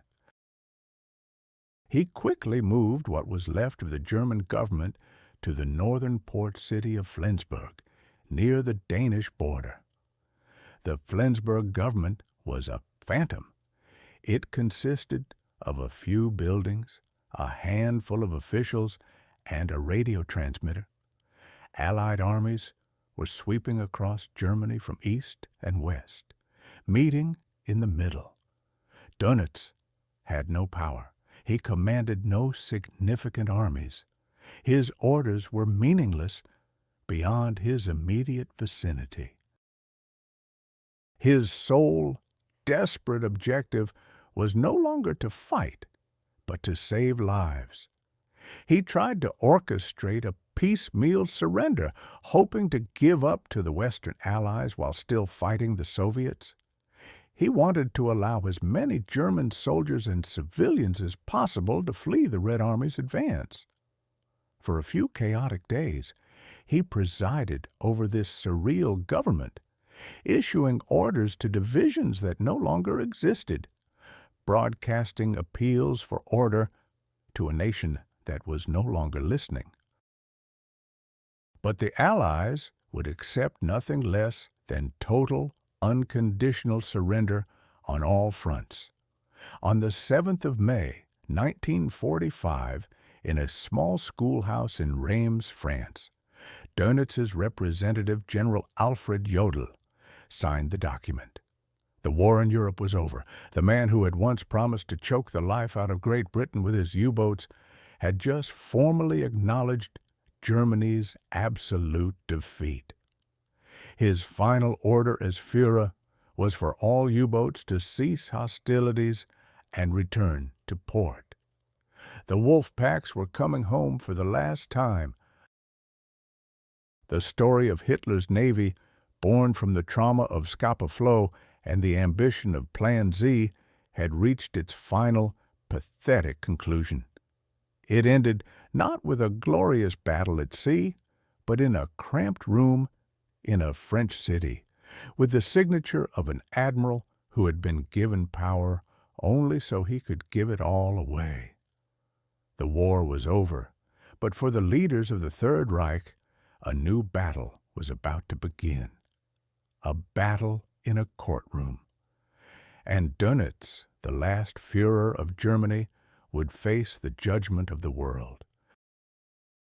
The war was over.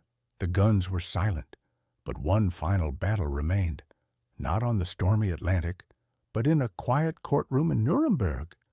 In the dock sat the architects of the Third Reich, Hermann Göring, the bombastic chief of the Luftwaffe, Rudolf Hess, the Führer's former deputy, and among them a strange figure, a man in a simple suit with the rigid posture of a career naval officer, Grand Admiral Karl Dönitz.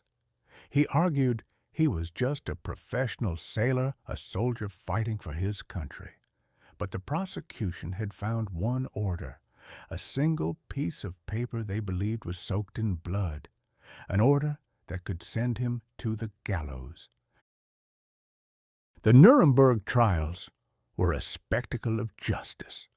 The world watched as the Allies put the Nazi leadership on display. For most defendants, the evidence was overwhelming. They were party men, ideologues, architects of genocide. Dönitz was different. His case was not about concentration camps or political purges. It was about the war at sea, a war he had waged with ruthless efficiency. The prosecution painted him as a monster, the man who unleashed the wolf packs, the man who ordered his captains to kill without mercy. And they had what they thought was the smoking gun, War Order Number 154, better known as the Laconia Order. To understand this order, we have to go back to September 1942. The German submarine U-156 was patrolling off the coast of West Africa when it found a target, the British troopship RMS Laconia. A single torpedo was enough. The huge ship began to sink. But as the U-boat commander, Werner Hartenstein, surfaced, he saw something unexpected.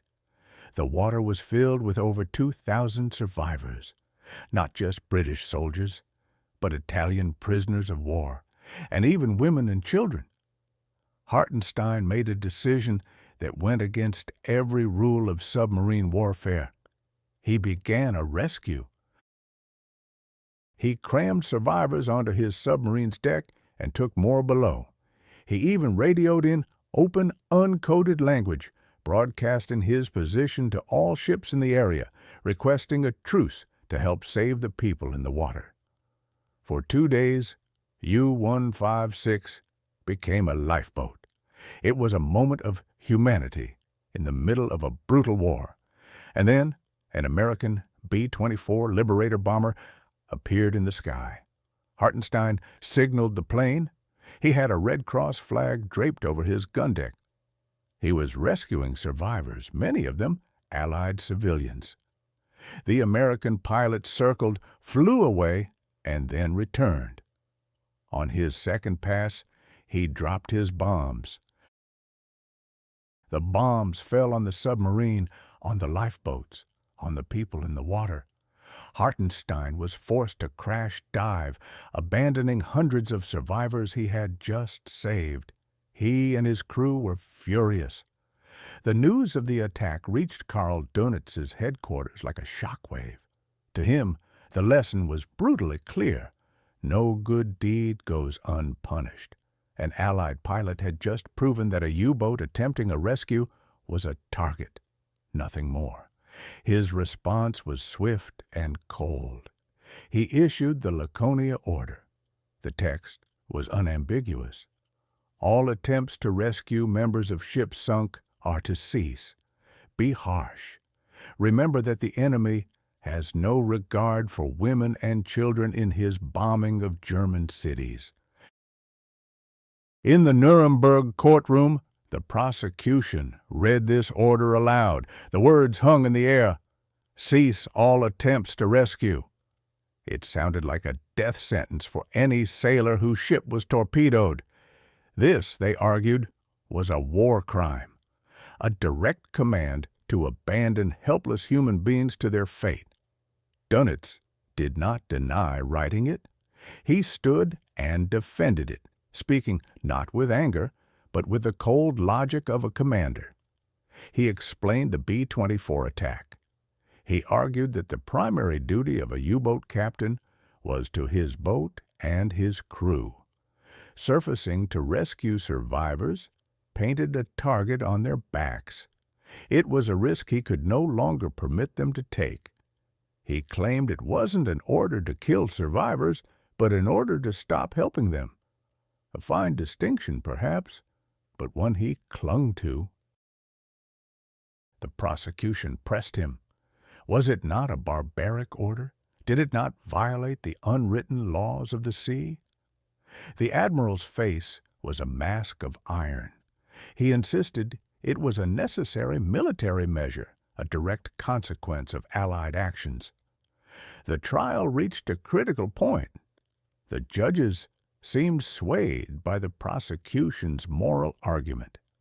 It looked as though Dönitz, the last leader of the Third Reich, would be convicted for his conduct of the war at sea. His defense seemed to be crumbling. Put yourself in his position.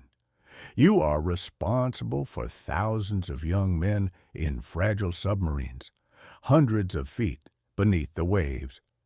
An enemy bomber has just attacked one of your crews while they were trying to perform a rescue. The choice was stark. Continue to allow your captains to take that risk, or issue an order that protects your own men, even if it means condemning enemy sailors to the cold embrace of the Atlantic. It's a question with no easy answer. As the case against Dönitz neared its conclusion, something extraordinary happened. A document arrived from the United States.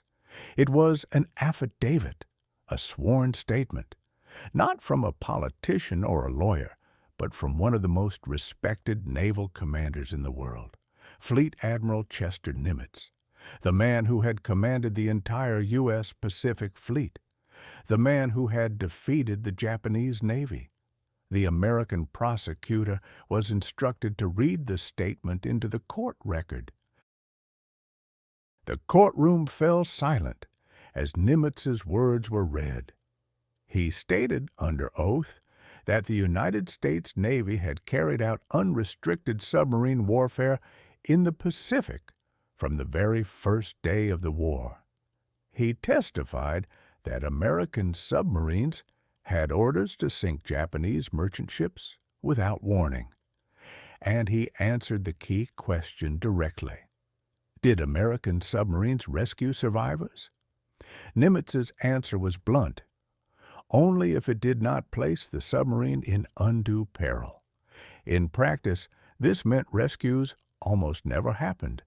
The courtroom was stunned. How could the Allies execute a German admiral for a policy that their own most celebrated admiral had also practiced? The Nimitz affidavit changed everything. It didn't excuse Dönitz, but it made it impossible to single him out for a war crime that the victors had also committed. The moral high ground had vanished. In the end, Karl Dönitz was sentenced to 10 years in prison. He was found guilty, not for the Laconia Order or for the U-boat war, but for his political role as Hitler's successor. He was the man who inherited a ruined empire for 10 days. The Nimitz testimony almost certainly saved him from the hangman's noose. The master of the wolf packs, the man who had brought Britain to its knees, was ultimately undone not by his battles at sea, but by the poisoned chalice handed to him in a concrete bunker deep beneath the rubble of Berlin. His war was finally truly over,